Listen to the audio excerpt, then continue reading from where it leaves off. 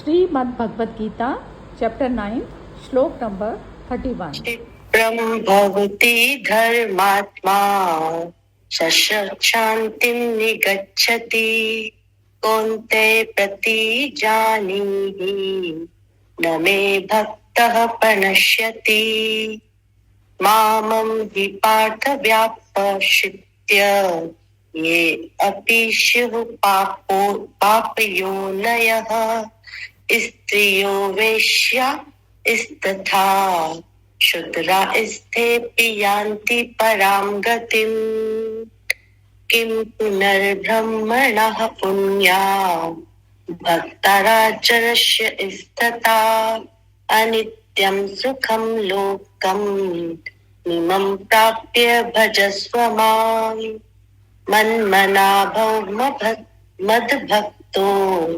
मद्दयाजी मां नमस्कुरु मामे वेश्यसि युक्तवेव मां मत्परायणः। हाँ जी, वह शीघ्र ही धर्मात्मा हो जाता है और सदा रहने वाली परम शांति को प्राप्त होता है। लेकिन मैं पहले वाला एक पहला पढ़ लेती हूँ, फिर कंटिन्यूटी रहेगी ना। हाँ ठीक है। हाँ। यदि कोई अतिशय दुराचारी भी अनन्य भाव से मेरा भक्त होकर मुझको भजता है तो वह साधु ही मानने योग्य है, क्योंकि वह यथार्थ निश्चय वाला है। अर्थात उसने भली भांति निश्चय कर लिया है कि परमेश्वर के भजन के समान अन्य कुछ भी नहीं है। वह शीघ्र ही धर्मात्मा हो जाता है और सदा रहने वाली परम शांति को प्राप्त होता है। हे अर्जुन, तू निश्चय पूर्वक सत्य जान कि मेरा भक्त नष्ट नहीं होता। हे अर्जुन, स्त्री, वैश्य, शूद्र तथा पाप योनि, चंडालनी आदि जो कोई भी हो, वो भी मेरे शरण होकर परम गति को ही प्राप्त होते हैं।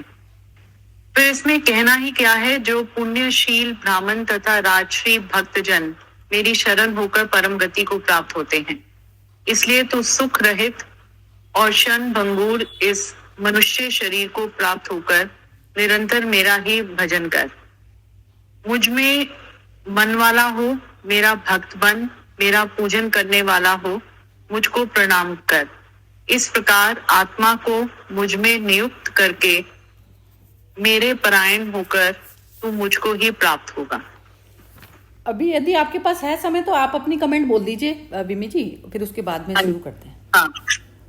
हाँ, इसमें जो हम कल भी वो करे थे वो पहले वाला ही, तो जब दोनों शब्द वहां पर आए कि दुराचारी और अनन्य भाव से, तो उसमें कि मतलब कोई भी सच्ची भावना से ईश्वर को याद कर रहा है अपने कर्म में, मतलब सच्ची भावना जहां पर है, मतलब उसमें कहीं पर भी आगे पीछे का। तो दुराचारी, मुझे कल उसमें एक और भी एग्जाम्पल याद आया था, जैसे आप डॉक्टर्स को कहो, यदि किसी की बॉडी एम्प्यूटेट करनी है उस समय तो वो करनी पड़ेगी उसको, वो चाकू उसको काटने के लिए यूज करना है। मतलब कोई चाहे उसमें वो कोई उसको गलत समझे या जो भी, पर उसमें उसका पूरा जो फोकस है या जो उसका इंटेंट है उस को मतलब अपने पेशेंट को ठीक करना, तो उसके लिए उसको कड़वी दवाई भी देनी है, जैसे माँ करती है कभी कभी कड़वी दवाई भी देनी है अपने बेटे को, तो वो देगी क्योंकि उसमें वो अनन्य भाव से है वहां पर। तो जो आप सच्ची भावना से जो भी आप कर्म कर रहे हो, तो जो वो ईश्वर कह रहे हैं, तो वह साधु ही मानने योग्य है।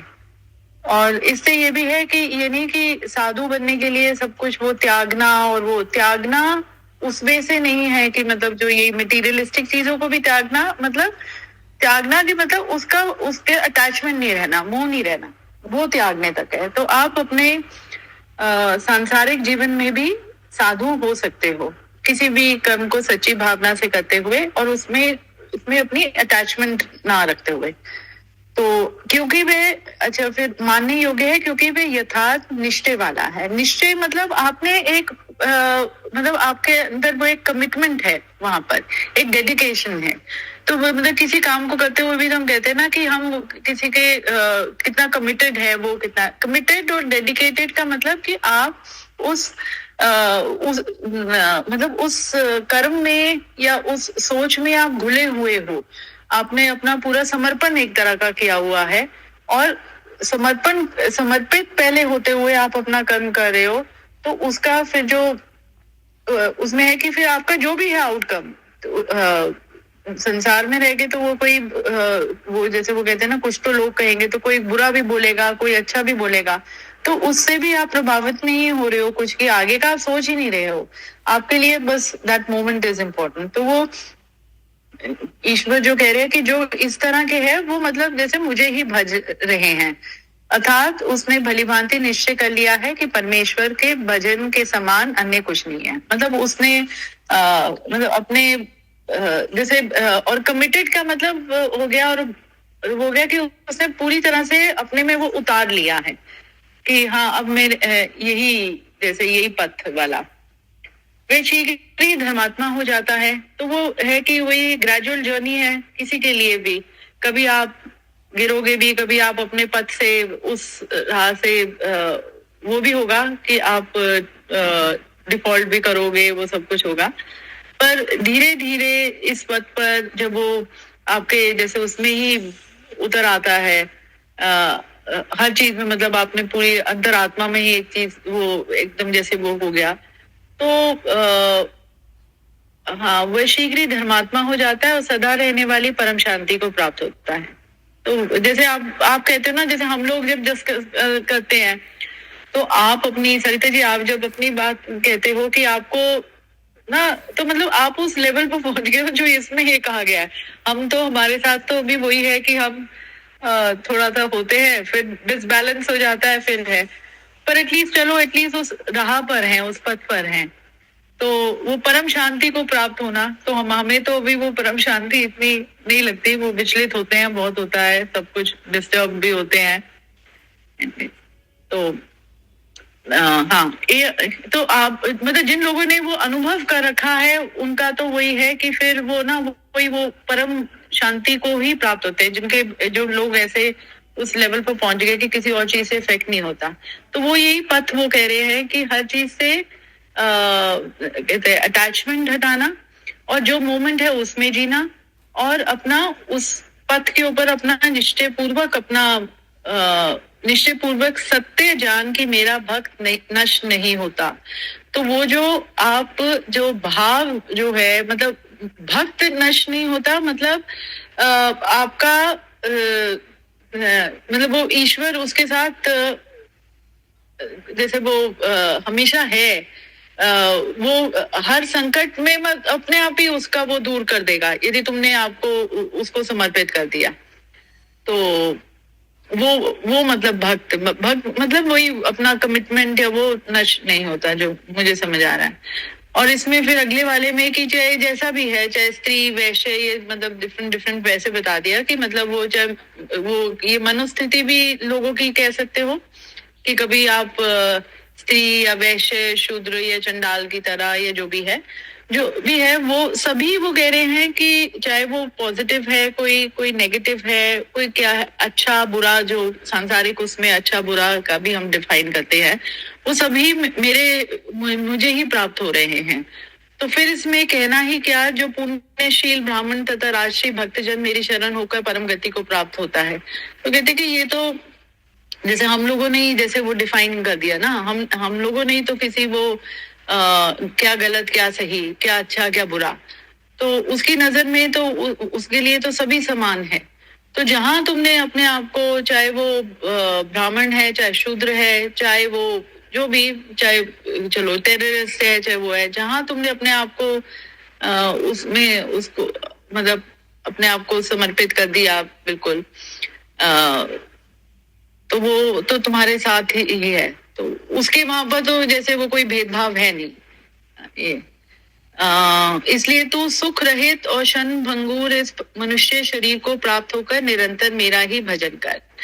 तो वो बार बार ये कह रहे कि यहाँ पर क्षण भंगुर है, ये जो है ये तो मनुष्य शरीर, तो जैसे इसकी एक अवधि है कि आना और जाना वाला वो है, एक टाइम पीरियड है। तो इसमें तू रहकर जो भी अपना कर्म कर रहा है तो वो समर्पित होके कर, और अपना आगे पीछे की नहीं सोच, और जो उस समय के लिए रेलेवेंट है तुम उसके तरफ एक्ट करो, और बाकी तू मेरे ऊपर छोड़ दे। तू मतलब अपना कर्म कर, मैं बाकी संभाल लूंगा। जैसे ये मुझ में मन वाला हो, मेरा भक्त बन, मेरा पूजन करने वाला हो, मुझको प्रणाम कर। अब इसमें ये सारा जब ईश्वर ये कह रहे हैं तो वो एक तरह का वो आपको अपने अपने आप को ही समझने में, और अपने आप को ही, आपकी ही अपनी कैपेसिटी बिल्डिंग कर रहे हैं। जब वो ये नहीं कि वो कोई को कह रहे कि जो मूर्ति पूजन कर, या मैं मेरी मूर्ति बना के तो वो राम राम जप या वो है, वो आपको ही स्ट्रेंथन करे कि तू अपने अपनी कैपेबिलिटीज को ही समझ, अपने को ही पहचान, अपने को ही वो कर। और जब तू अपने को ही समझने लगेगा तब तू नेचुरली, मतलब वो मुझे ही समझ गया, तो मुझ में ही घुल गया। तो इस प्रकार आत्मा को मुझ में नियुक्त करके मेरे परायण होकर तू मुझको ही प्राप्त होगा। हाँ, तो जैसे कहते हैं ना, बिलीव इन योर सेल्फ, अपनी मतलब हर जगह जहाँ जो मैं है, भगवान अपना अपना करके हमें, मतलब हमारा वो हमें स्ट्रॉन्ग कर रहे हैं, हमें वो कहते हैं, हाँ, हमें बहुत इंस्पायर कर रहे हैं कि तू अपने वो कर्म में विश्वास रख, अपने में विश्वास रख, अपने वो कर। और वही है कि जैसे वो कहते हैं ना, God helps those who help themselves. तो तू वो कर। और भजने वजने का जो मुझे लगता है वो कहीं पर भी भगवान कोई पूजा पाठ से नहीं कह रहे हैं। वो है तीन पथ हैं, भक्ति का, कर्म का, ज्ञान का। तो जो भी है उसने भगवान ने तीन पथ भी दिखा दिए। जो भी तुझे तीनों में से जो तुझे सही लगता है तू वो कर। मतलब ये तीनों ही तुझे वो परम गति को और मेरे से मिलने का ही रास्ता ये है। और इन तीनों प्रोसेस में आप देखोगे आपका ही उत्थान हो रहा है। मतलब आप ही इवॉल्व हो रहे हो एज अ इंडिविजुअल और वो सब कुछ। तो हाँ, इंडिविजुअलिटी से ही हटा रहे हैं ये अपने आप को। हाँ, ये चीज मतलब वो आपको ही परिपक्व करे ना। मतलब वो कहीं पर वो है ही नहीं। मतलब कहते कि देखो, जब आप प्रार्थना भी करते हो तो आप कहीं ना कहीं एक बिलीफ है, ठीक है, तुम्हारे वो सुप्रीम पावर में। पर उस कहते प्रार्थना करते हुए यदि आप देखो तो आप वो शांत में भी तो बैठ गए ना। आप प्रार्थना ही इसलिए करने बैठे क्योंकि कुछ हलचल मच रही है आपके, और फिर आपने वो प्रार्थना करने बैठे और आपने आराम से वो 2 मिनट का जो भी पॉज लिया, तो वो सारी वो खलबली अपने आप ही नहीं कैसे शांत सी हो जाती। तो हर जगह ही तो वो तुम्हारा उद्धार ही कर रहे हैं ना, कि वो जो अंदर से हार्मोन्स इतने वो नेगेटिविटी वाली थी, तो वो प्रेयर में भी, तो वो प्रेयर भी जो है वो उसमें से प्रेयर नहीं है कि कोई नाम जपना या वो वही करते रहना। बट वो हर चीज का एक सिस्टम में आके वो तुम्हारी पॉजिटिविटी ला रहे हैं हर जगह। ये मतलब ये है कि इसको आप डाइजेस्ट कर लो ना श्लोक को। तो ये एक्चुअली गीता के तो मैंने भी अभी पहली बार ही ध्यान से पढ़े, ये ध्यान से सुने। तो इसमें यही है कि जैसे ये जो हम जो दूसरे प्रोफेशंस में जो इंसान गया हुआ होता है ना, जैसे कोई चंडाल वाला हो गया, या कोई सपोज कीजिए कोई मीट की शॉप पे ही काम कर रहा है, तो वो कैसे उसको प्राप्त हो। तो ये इन श्लोकों में जस्टिफिकेशन दिया हुआ है भगवान ने कि इसमें तू शांति में कैसे रहेगा कोई ऐसे काम करते हुए में भी। तो ये चीज़ बताई है उसमें। बताया ये 33 श्लोक में तो ये बताया कि पुण्यशील और राज ऋषि वालों का तो कहना ही क्या है, वो तो पहले ही मेरी उसमें है। लेकिन अब इसमें क्या आ जाता है कि ये जो अहंकार भाव होता है ना, ये हमेशा डिवाइड करके देखता है। तो उसमें जो आपने विम्मी जी आपने प्रार्थना का बोला ना, तो प्रार्थी जब तक मौजूद है तो प्रार्थना आपकी फलित नहीं होती है। प्रार्थी वो हो गए जो प्रार्थना करने वाला।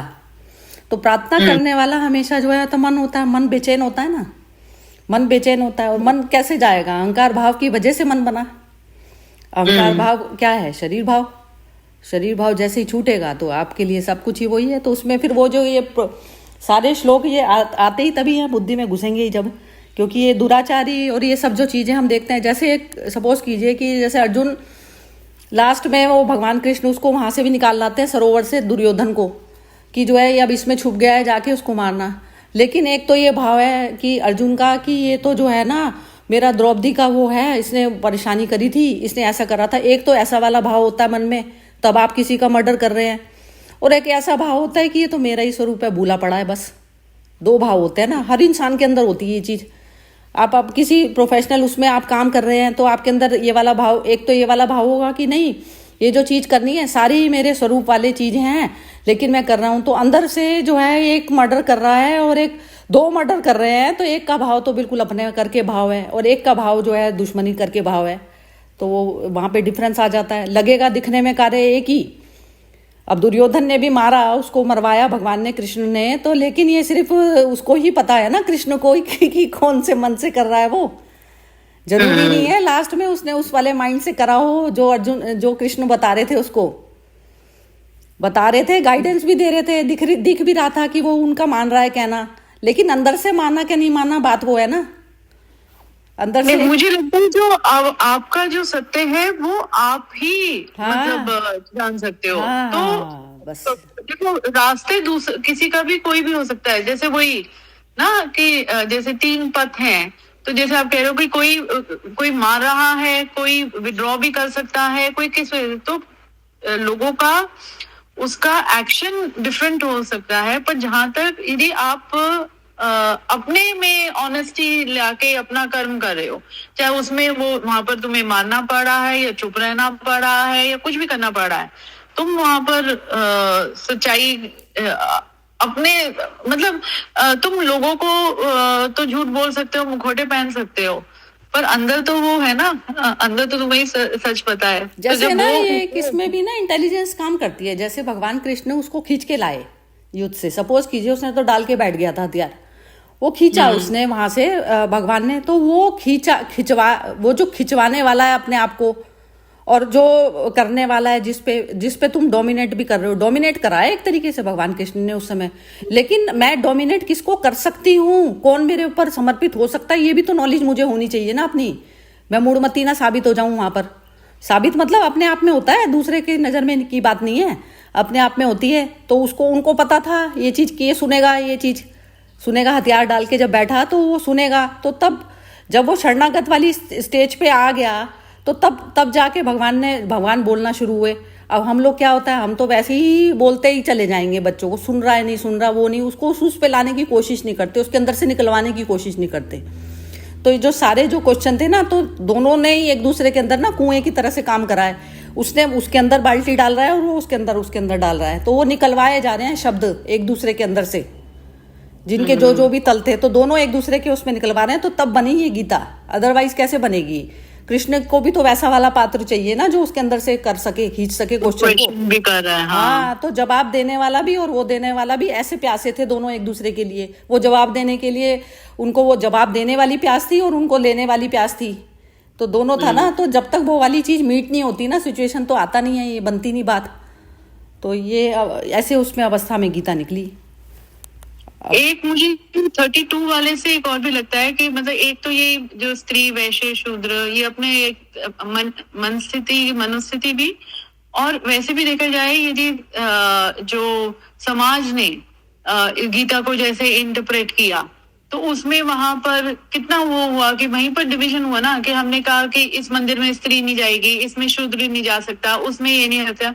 तो हमने अच्छा बुरा का, समाज ने वो अच्छे बुरे की और सही गलत की इतनी ज्यादा वो कर दी, डिमार्केट कर दिया, और वहां पर जैसे वो लक्ष्मण रेखाएं खींच के रख दी कि ये इधर नहीं आ सकता, ये इधर नहीं हो सकता। तो वो भगवान वहां पर अगले श्लोक में कह रहे हैं कि ये जो पुण्यशील ब्राह्मण और ये है, ये तो मेरी शरण में यदि मतलब उस वे से देखो, तो वो ये भी कहेंगे वो तो चलो तुम्हारे कहने का मतलब यदि सांसारिक उस वे से, सामाजिक उसमें से देखा जाए, तो ये लोग तो जो भक्ति करते रहते हैं, या ब्राह्मण है या राजा है, वो दान कर रहा है, वो कर रहा है जो भी है, और या वो जो ज्यादा इन्फ्लुएंशियल लोग होते हैं, ज्यादा अमीर लोग होते हैं, तो ना उनको हम लगता कि ये तो, वो कहते ये तो मेरी शरण में, ये ठीक है, मेरी ये तो परम गति, पर ये भी हैं जो मेरी परम गति इनको भी प्राप्त होती है। तो तू तू मैं तो कहीं नहीं किसी को डिफरेंशिएट कर रहा, मेरे लिए तो सभी एक समान है। यही बात है, सामाजिक भी आध्यात्मिक भी सब में वो कह रहा है मेरे लिए तो समानता ही है। तो क्यों वो, और ये स्त्री वैश्य शूद्र और पापियों मतलब, अब चलो मैं भी बोल ही देती हूँ, फिर उसके बाद ही पूछ लेंगे सबसे। ये स्त्री वाला भाव तो वो हो गया ना, जो चेतना जो ईगो हो गई, सपोज कर लीजिए ईगो वाला भाव हो गया, ठीक है, स्त्री। और वैश्य कौन सा हो गया? स्त्री कैसे प्राप्त करेगी, ईगो कैसे प्राप्त करेगी? जब वो मर्ज होती रहेगी ना बार बार, ईगो ने सारे संसार को अपना लिया, ईगो एग्जिस्ट कर रही है लेकिन उसने सारे संसार को ही अपना बना लिया, तो वो अवस्था में आप परम गति को प्राप्त हो गए। और वैश्य कौन सा वाला हो गया? वैश्य जिसको जोड़ तोड़ घटा गुणा भाग सब कुछ इतना जबरदस्त आता है, लेकिन वो संसारिक शरीर को पालने के लिए नहीं करता है। जोड़ तोड़ में मतलब अपनी आत्मा को नहीं बेच देता वो कहीं भी। आत्मा कौन सी वाली अवस्था होती है? अपनी शांति को नहीं बेच के करता वो, उसके लिए शांति परमो धर्म है, तो वो अवस्था वैश्य की हो गई। लेकिन एक इंसान जो होता है मैनुपुलेशन कर रहा है, सब कुछ कर रहा है, लेकिन मैनुपुलेशन वो कर रहा है कि मैं कुछ प्राप्ति कर लूंगा फिजिकल मैटर में, कुछ प्राप्ति कर लूंगा मैटर की, तो मैटर ही इकट्ठा कर लिया ना उसने। मैटर क्या वो चीज हो गई? जीरो हो गई। वो तो चीज जीरो होनी है ना, जो शरीर के साथ में जो चीजें जीरो होनी है, तो भक्त जो है वो पहले जीरो समझ के ही चल रहा होता है उनको। लेकिन फिर उसमें वैसा लेवल आ जाता है ना, वैश्य वाली चीज है कि मैं छोड़ूंगी नहीं एक भी चीज तुम्हारे पास में, लेकिन इस हद तक भी है कि मैं आत्मा नहीं वो करूंगी, मैं अपनी शांति को वो नहीं करूंगी। और शूद्र वाला भाव क्या हो गया? शरीर वाला भाव, कितना भी गंदा से गंदा आप कार्यक्रम कर रहे हैं, करते तो सभी है ना। शरीर का जो पालने का जो कार्यक्रम है, शूद्र वाली योनि में तो हम पैदा ही होते हैं शूद्र के उसमें। और पाप योनि भी वही चीज हो गई कि जो आपने प्रोफेशनल जो फील्ड कोई भी जो चीज अपनाई हुई है, तो उसमें भी परम गति। तो परम गति ये वाली चीज समझनी बहुत ज्यादा जरूरी है कि इसमें परम गति कैसे प्राप्त होती है। तो इसमें कई सारी स्टोरीज हैं भक्तों की। चलिए आज का ये सेशन में अब स्टार्ट करते हैं पूछना। अनामिका जी जरा बोलिए आप। नहीं, पहले दीपा से पूछ लेते हैं, दीपा एग्जिट कर जाती है फिर। हाँ दीपा जरा आप बोलो।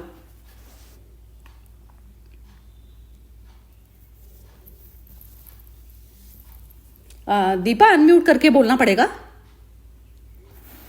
नहीं है अवेलेबल। चलिए ठीक है, अनामिका जी आप बोलिए। हाँ जी सरिता जी। नहीं, ये वाले श्लोक में तो मतलब मुझे यही समझ में आया कि कोई भी किसी भी क्षण में मुक्त हो सकता है। मतलब उसके लिए मतलब जिसको मतलब ऐसा बोलते हैं ना कि जब कभी भी ज्ञान की वो हो सकता है, मतलब वही आत्मज्ञानी। और मुझे ऐसा लगता है कि जब आपका जो ये डर है वो संपूर्ण तरीके से समाप्त हो जाए, किसी चीज के प्रति कोई आसक्ति नहीं रहे, और मतलब जो इसमें मुझे ऐसा लगा है कि इसमें मतलब भक्त और भगवान एक ही हो जाए और मैं का संपूर्ण समापन हो जाएगा, तो फिर वो जो शांति है वो प्राप्त हो जाएगी। और जो ये सब माया भी बन रही है वो बनाने वाले हम ही है ना। कोई भी मतलब कुछ भी होता है उसमें हम अपने मैं को ही बार बार बीच में लाते हैं। इसीलिए तो इतने सारे हम लोगों के साथ जो चीजें होती है, मतलब कर्म करना है, कर्म से हटने वाला मतलब मुझे इसमें हिसाब किताब नहीं लगता, लेकिन जो ये हम बार बार अपनी मैं पे लेते हैं ना, वो हटाना बहुत जरूरी है। और मुझे लगता है वो अभ्यास से ही होगा। वो पूजा है, ये पूजा होती है ईश्वर की। मैं को हाँ, नहीं पूजा है, मैं को हटाना ही मतलब। हाँ, ये बात आपने सही बोली, वही सबसे बड़ी पूजा है। पूजा ही वही होती है। ठीक है, बिल्कुल बढ़िया। और कुछ अनामिका जी कुछ बोलना है? नहीं, ठीक है। चलिए हर्षा जी आप बताइए। दीपा यदि तुम अवेलेबल हो तो बीच में अनम्यूट करके बोल दीजिएगा। हर्षा जी आप बोलिए। नहीं, अभी जो बताया सबने वो तो बहुत ही जैसे बोलते हैं ना कि एवरीवन, सबकी लायकात है भगवान की प्राप्त करने के लिए। वैश्य हो कि शूद्र हो, कोई भी हो। और ये अभी एक कास्ट सिस्टम तो अभी तो एग्जिस्ट होता नहीं है, क्योंकि ये जो भाग बनाए थे वो गुणों के हिसाब से बनाए थे कि जो ब्राह्मण होता है वो एकदम सात्विक होता है, जो बोलते हैं, जो समझो ना कि जो दूसरा कौन सा वर्ड है, ब्राह्मण और क्षत्रिय जो होता है उसमें रजगुण जास्ती होता है, वैश्य जो होता है उसमें रजगुण और तमगुण जास्ती होता है, और शूद्र जो होता है वो पूरा तमस के होता है। पर आजकल का ऐसा कुछ है नहीं। सब चीज में कबीर के दोहे में तो हमको बहुत अनुभव हो जाता है कि जो भी हो, चमारो के जो भी हो, सब कोई को भगवत प्राप्ति हो जाती है। तो सब मानो मन की स्थिति की खेल है ये सब। और जब तक हमारे मन ये नहीं रियलाइज करे कि ये सब ट्रांजिटरी, वी आर जस्ट, हम लोग बोलते हैं ना मुसाफिर है ये दुनिया में, तो फिर जब तक ये ख्याल नहीं आएगा कि ये सब ट्रांजिटरी, मैं किसके पीछे दौड़ रहा हूँ, तो वो हमें जब तक वो एहसास अंदर से नहीं होता है ना, तब तक हम भगवान की तरफ पूरा बढ़ नहीं सकते, सरेंडर भी नहीं कर सकते। हमारा अर्थ हाफ हार्टेड सरेंडर जो बोलते हैं ना, वो होता है।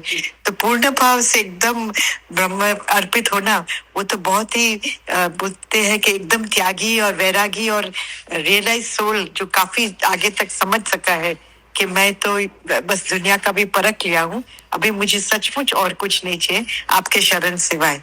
तो वो आदमी फिर आगे जा सकता है जैसे इस मार्ग में।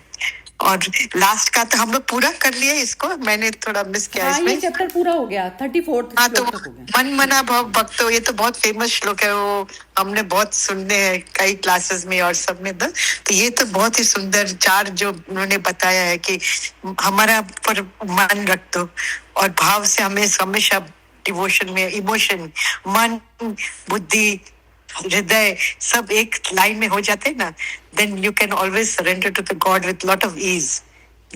अपने पूरा मन, तन, मन और धन तो पहले ही अर्पित हो जाता है, पर तन, मन और अपना पूरे भावना है, ये बोलते नहीं 5 कोश का जो खेल है वो पूरा अर्पित हो जाता है भगवान की तरफ। फिर वो आनंदमय कोश की अनुभव होती है हमारे भगवान के अर्पित होने के बाद। परफेक्ट है, परफेक्ट है। बिल्कुल, बहुत अच्छा बोला। अब कौन बोलेगा इसमें? मोना। जी, ये इसमें वही मतलब भगवान ने वही मतलब शरणागत का बोले हैं। मुझे तो यही समझ में आया कि वो उन्होंने बोला जैसे कोई अत्यंत दुराचारी है वो भी मेरी शरण में आ जाए तो उसके सारे पाप वो हो जाते हैं। तो शरणागत का मतलब यही है।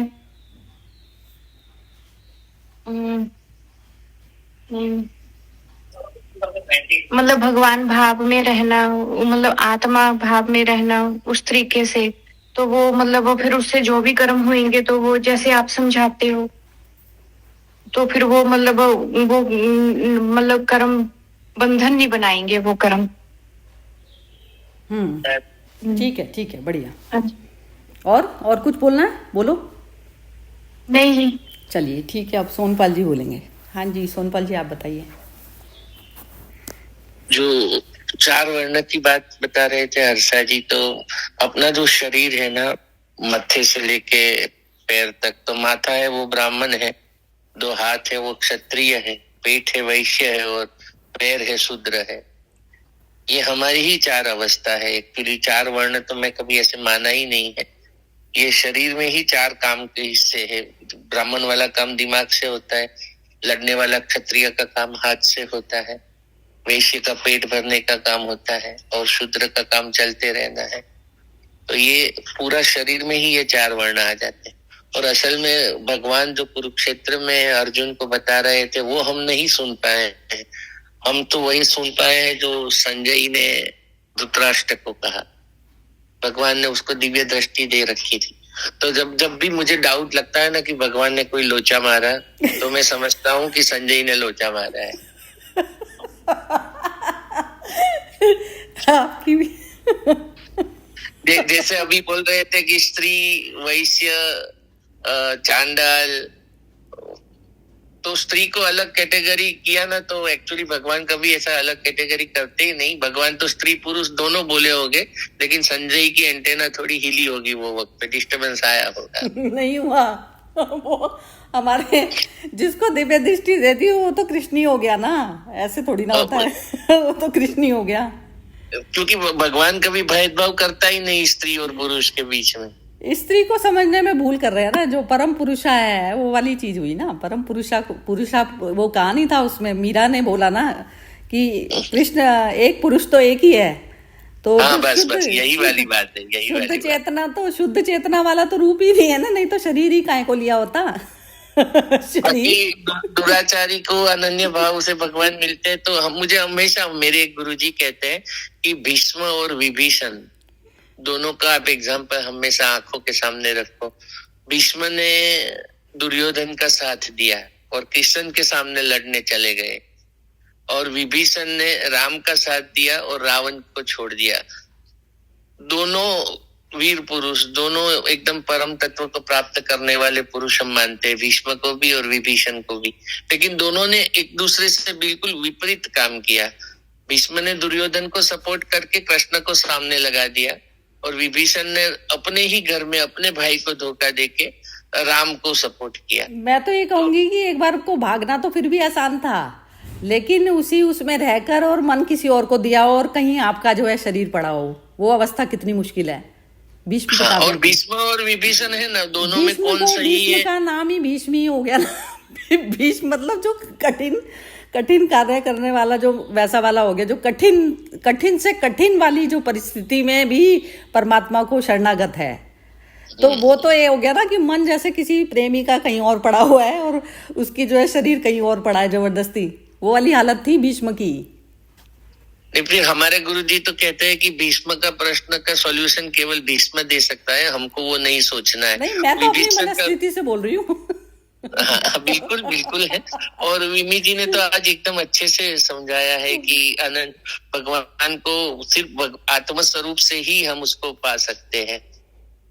एकदम क्लियर थे आज के श्लोक, एकदम सेल्फ एक्सप्लेनेटरी जैसे है। वैसे मेरे को तो आज सबकी अच्छी लगी, बहुत ही ज्यादा अच्छे से बोला है सबने। मतलब जो बिल्कुल जैसे नियर एकदम कृष्ण तत्व के साथ में बिल्कुल मर्ज होके बोल रहे थे सब। आज सबकी पूरे दिन के लिए बल मिल जाता है। कमेंट सबकी अच्छी थी आज, बढ़िया थी सबकी, बहुत ही अच्छा। मतलब ये है कि बस जितना ज्यादा समझते जाओगे उतना हल्के होते रहोगे हर मोमेंट। हाँ जी दीपा, आपकी कमेंट रह गई है, आप यदि अवेलेबल हो तो बोल दीजिए।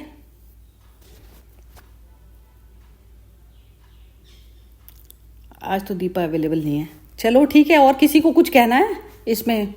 अच्छा, ये इन्होंने मंजू जी ने ज्वाइन किया है अभी, तो मंजू जी आप कुछ कहना चाहती हैं तो अपने एक्सपीरियंस से बोलिए, यदि श्लोक नहीं भी सुने। नहीं, ऐसा कुछ नहीं है, मेरे को बोलने में थोड़ी सी हिच होती है। नहीं, ये तो सबको ही होती थी जब इसमें आते थे तो, लेकिन वो बोलते बोलते में आदत पड़ जाती है। एक्चुअली अपनी अनुभूति को ही बताने के लिए वही चाहिए होता है। अनुभूति तो वैसे मौन ही होती है, लेकिन मौन में भी शब्द आ जाते हैं जब हम अपना ही मान लेते हैं ना कि कोई और है नहीं, सब हम ही हम हैं सब जगह, तो वो अंदर से वो हिच भी खत्म हो जाती है। हाँ जी, कुछ और बोलना किसी को भी कमेंट कोई और देनी है तो जैसे आपने सुना होगा आनंद महिमा का स्टोरी जो था, तो वो तो ढाका में उनका जन्म हुआ था, बांग्लादेश में। और ढाका में काफी मुस्लिम इन्फ्लुएंस तभी भी थी, पर वो स्त्री थे और ये Muslim community is very narrow minded ना। पर उनको तो जैसे स्पिरिचुअल अनुभव तो बहुत होने लगे बचपन से ही, और देखने में भी बहुत ही माने सुंदर और वो थी। पर जो निजाम था वो हैदराबाद का, he was the first person to recognize her spiritual greatness। अभी कहाँ से देखो भगवान का जोगा जो कि एक मुस्लिम और एक माने हम लोग के स्त्री जात की माँ जो आनंद महिमा थी, तो उन्होंने उनको बोला कि ये अलौकिक दिव्य माने व्यक्ति है, तो इनका लिए मुझे एक अलग ही वो बनाना है, टेम्पल जैसा। तो ढाका में उनका लिए उन्होंने खुद अच्छा एक आश्रम जैसा बनाया और बोला ये इनके स्थल है और मैं इनको पूरा पूजनीय मानता हूँ और इनको कोई कुछ वो नहीं करेंगे। तो वो टाइम में भी जब इंडिया पाकिस्तान का जब विभाजन हो रहा था और माँ का तभी तो विरोध भी बहुत चल रहा था, क्योंकि बहुत मुस्लिम लोग बोलते कि स्त्री कैसे सामने प्रकट होकर भगवान का तत्व समझ सकेगी, वो तो स्त्री है। तो उनको इतना सपोर्ट मिला तभी निजाम का। तो कई बार दृष्टिकोण में यदि एक आदमी भले ना कोई भी जात का हो, पर उसका आंतरिक स्थिति इवॉल्व हो जाता है ना, तो फर्स्ट पर्सन उनको माँ का पदवी देने वाला ये निजाम था, ये जो था। और उनका पति भी उनको इतना नहीं मानते थे, पर जब भी उनको जैसे कोई भी खराब भावना आवे ना, क्योंकि स्त्री थी तो उनको लगता था मेरा अधिकार है इनका ऊपर में, तो उनको तुरंत ही दुर्गा माँ दिख जाती थी, तो वो कभी निकट आ नहीं पाए। पर फिर उन्होंने समझ गए कि ये हमारी जो ये है वाइफ है, वो ऑर्डिनरी पर्सन नहीं, वो इवॉल्व सोल आया है हमारा लाइफ में, और फिर पूरा साथ दिया उन्होंने। पर माँ का जो संघर्ष था बांग्लादेश में रहकर, वो भी स्त्री होकर उनको भी कितना सामना करना पड़ा, पर भगवान का साथ और निजाम का जो था वो सपोर्ट, उसमें उनको बहुत ताकत मिल गई। तो ये सब एक्चुअली अभी तो जैसे समझ में आ जाता है कि दृष्टि का खेल है। हम लोग को जैसे दृष्टि तो हमारे आत्मा का पर आ चले जाते हैं, आत्मा के लेवल में आते हैं तो स्त्री पुरुष भावना सब मिट जाती है। बिल्कुल ठीक बात है। वो मूर्ति मूर्ति करके इसमें ना गीता में भी मूर्ति बोला ना, जैसे हर उसमें भगवान ने बोला इसमें मूर्ति करके, तो वो मूर्त मतलब जिसने मूर्त ले लिया, तब मूर्त के अंदर जो है वो क्या है, तो वो कॉन्शियसनेस वाले लेवल पर तो फिर सब कुछ ही खत्म हो जाती है ना चीज। वो थी नहीं, मीरा के तो गुरु भी रैदास थे, चमार थे, वो जाति से चमार थे। Yes. और इनमें भी आगे पीछे की स्टोरी जुड़ी हुई है कि जैसे कोई चीज में उनको पहले जन्म में ऐसे बताते हैं कि अहंकार हो गया था वो चीज के लिए, तो उन्होंने फिर वो चीज कह के मांगी कि जो है इसमें राजा वाजा के उसमें रहे हुए थे पहले, ऐसा ऐसा बताते हैं स्टोरी। भक्तमाल वगैरह में है ना, इनमें स्टोरीज आती हैं भक्तों की। Yes. तो इस तरीके से बताते हैं कि उनकी वो ऐसे जर्नी तो होती ही है हर उसकी, जब तक ये अहंकार भाव पूरी तरह से जाता नहीं ना, तो तब तक हम शरीर बार बार ले लेके आते रहते हैं यहाँ पर। और वो वही चीज है कि जब तक हम ये सीखेंगे ना पूरी तरह से, उस वाले उसमें जाएंगे नहीं हम, कृष्ण वाले लेवल पर, तो मुक्ति नहीं है। चलिए, और कोई कुछ बोलना चाहता है इसमें? जी, ये आप ही निकाल रहे हो हमारे अंदर से अहंकार भाव। मैं निकाल रही हूँ? नहीं, ये तो इंसान खुद ही निकालता है। मैं क्या निकाल रही हूँ? नहीं, नॉलेज जितनी जितनी एब्जॉर्ब कहाँ होती से जाती कहाँ है। पहुंचा दिया आपने हमें। अरे मतलब मैं मैं खुद अपनी ही बात कहीं कर रही पहुंची हूँ। अभी, वो तो खुद में भी तो हल्कापन उतना आना चाहिए ना। फिर हल्कापन मतलब रहता है, ये रिमेम्बरेंस ही बस वो होती है। इसमें मेरे को तो ऐसा लगता है कर्म वरम का भी कोई रोल नहीं है, सिर्फ याद आते ही आपका जो है वो बदल जाता है फौरन। याद बहुत ज़्यादा जरूरी है अंदर की, जैसे सांस के साथ में वो स्मरण चलना चाहिए। सांस जैसे चलती है ना, ऐसे वो शुरू में अभ्यास करके करना उसके पड़ता है। साथ उसका जैसे मतलब ध्यान रहना चाहिए, जैसे माँ को रहता है ध्यान ना बच्चे का। भगवान का नहीं ध्यान रहना चाहिए, हाँ जी, बस वही वही है। मैं नहीं हूँ, मतलब वही है बस, बार बार जो सांस आ रही है वही आ रहा है, उसमें आ रहा है, वही आ रहा है, वही जा रहा है, ये चीज तो वो रहती है। भगवान ही हो गया। हाँ, भगवान का मतलब स्मरण करके ऐसे नहीं कि कोई मुझसे अलग है, वो मेरे में ही तो धड़क रहा है ना, वो धड़कन ही उसी हाँ जी, की हाँ है। जी। तो ये चीज जब तक नहीं आएगी ना, तो वो वही धड़कन सब में है। वो तो धड़कन तक पे आपको जाना पड़ेगा, दूसरे के भी जो धड़क रहा है। यदि वो किसी अपने, सपोज कीजिए, यदि वो मोह के कारण अपने बच्चे के लिए भी धड़क रहा है, तो धड़क रहा है उसका, यदि परेशान है उसका जी है किसी वजह से, तो आप के अंदर ये चीज नहीं आएगी ना कि मैं तो निकल गई और अभी दूसरा फंसा पड़ा है। हम उसको उस दृष्टि से नहीं देखेंगे। फिर हम ये देखेंगे कि हम भी ऐसे ही थे, हमारी हालत ऐसी ही थी कुछ दिन पहले। तो उसको, उसमें भी ये जो सुप्रीम भाव भी आ जाता है ना, जो ज्ञान का भी सुप्रीम भाव आ जाता है, वो भी गड़बड़ हो जाता है। तो सामने वाला बिल्कुल उसकी धड़कन हमारे जैसी धड़कन है, वो धड़क चाहे किसी के लिए भी रही है, वो तो अपना माने हुआ है ना, अभी निकला नहीं अभी उस चीज से बाहर। तो जब उसको रियलाइजेशन की तरफ पर आप लेके जाओगे, तो तब आपको नजर आएगा कि मुझे कितने लेवल तक इसको जाके बताना पड़ेगा कि ये निकल जाए जी बाहर, जैसे कोई दलदल में फंसा पड़ा है। ऐसे करके करना पड़ता है। और करने वाला भी नहीं भाव होता ना उसमें, आपको दिख ही जाती है ना, सिचुएशन ही दिख जाती है। जब सामने ऐसी सिचुएशन है तो करने वाला भी भाव कैसे आएगा? जब मतलब सामने आपको दूसरा ही नहीं लगेगा, तो आप अपने आप ही करोगे ना, जैसे अपने उसके लिए करते हो। ऐसा हो जाता है जी, इतना सरल हो जाता है कि आप कर ही नहीं पाओगे, आप आंख ही नहीं बंद कर सकते, वहां से जा ही नहीं पाओगे, बेचैन रहोगे फिर निकल के वहां से। ऐसी हालत हो जाती है। हाँ, मुझे तो सोनपाल जी का बहुत ही अच्छा लगा ये 4 वर्ण का, क्योंकि ये भी हमारी स्थिति आई तो है ना। जब हम ब्राह्मण के उसमें, जैसे अभी हम लोग सत्संग में बैठे तो हम लोग ब्राह्मण की स्थिति में है, बस अभी जैसे सत्संग पूरा हुआ फिर हमारी स्थिति क्या हो जाती है।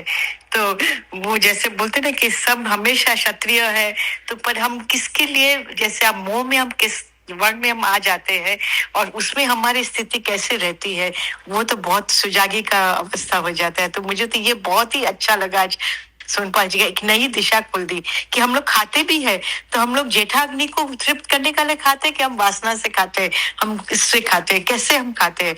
तो वो भी तो हमारी स्थिति का ही खेल हो जाता है ना।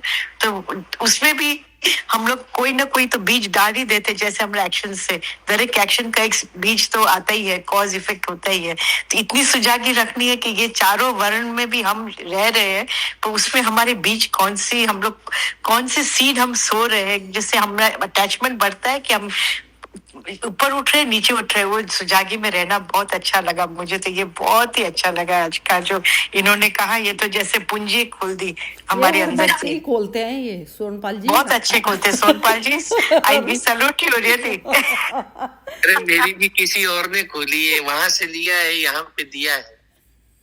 पर देने का लिए भी सुजागी चाहिए ना बाबा। सरिता जी, अब सास की बात कर रहे थे ना, तो मुझे एक बात याद आई कि बहू योगा कर रही थी और सास पतली हो रही थी। वो रामदेव जी बोलते थे सास अंदर सास बाहर, तो वो सास को गैलरी पे खड़ा रखती थी, अंदर जाओ बाहर आओ, अंदर जाओ बाहर आओ। इनकी इनकी तो बातें बस है ना इतनी ऊपर की लेवल की है सोनपाल जी आपकी तो, मतलब हमारा तो अभी पहुंचे ही नहीं वहां तक बिल्कुल। असल में कुछ ऐसा लेवल वगैरह नहीं होता है, हम सबकी चेतनाएं हैं और चेतना का तो कोई लेवल ही नहीं है, बस उसी का स्वरूप तो है हम सब। बहुत ही नहीं आपका ना, आप जन्म से ही ऐसे थे सोनपाल जी, या अभी हुआ है आपका नेचर ऐसा?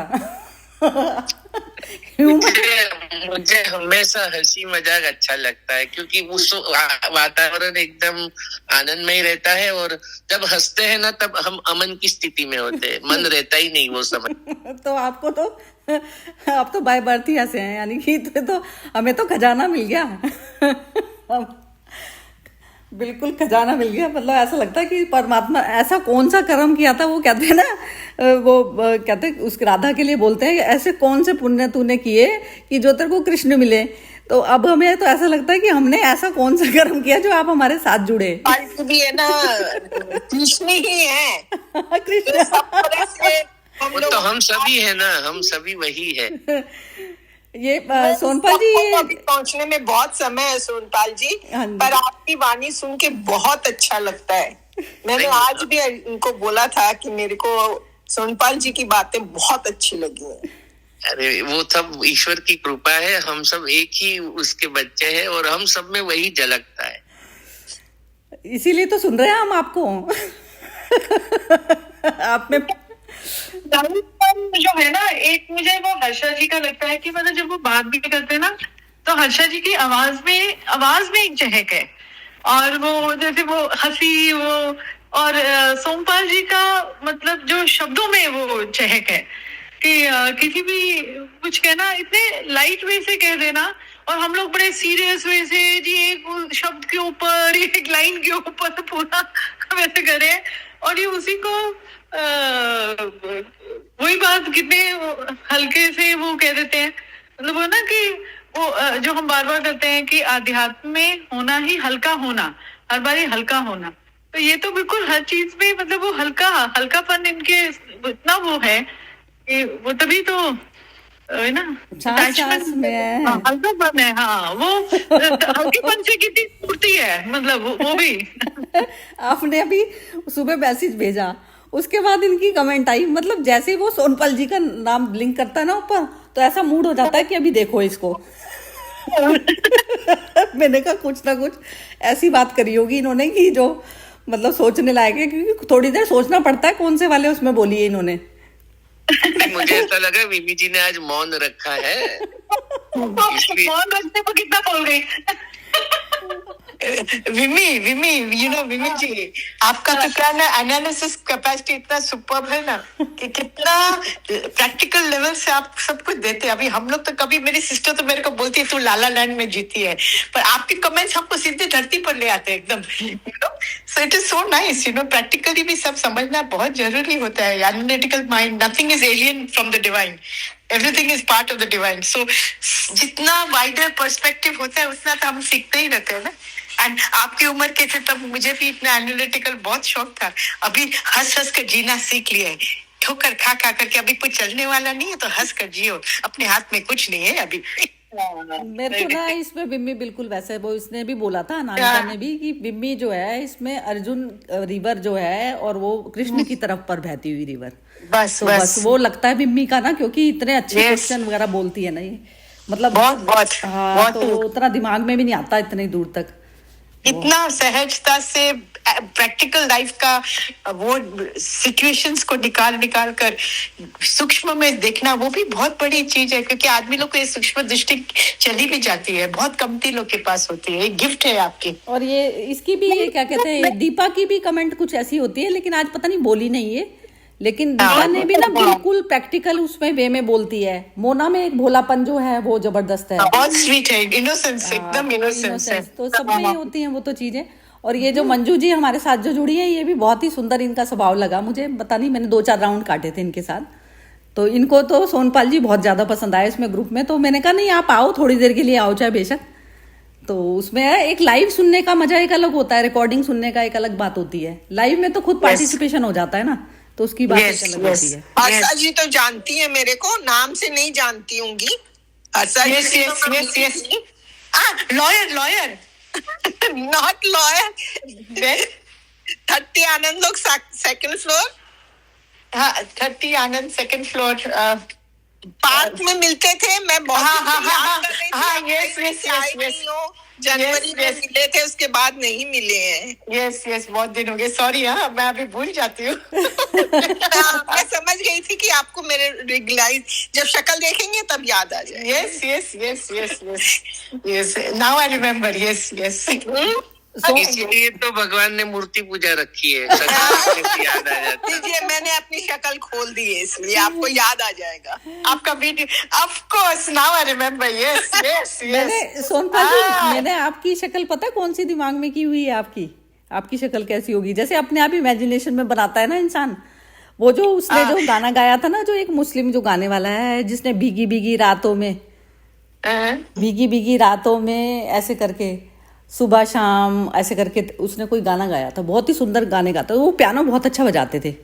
ऐसे था कि जैसे पियानो ऐसे बजाते थे वो अदनान सामी। हाँ, मेरे को अदनान सामी की शक्ल सामने आती है जब मैं सोनपाल जी का नाम पढ़ती हूँ, तो वो मुझे तो ना सोमपाल जी की शक्ल मुझे उनकी तरह लगती है, मतलब अभी शक्ल देखी नहीं, जो वैसे वाजपेयी जी की तरह। किसकी तरह? हाय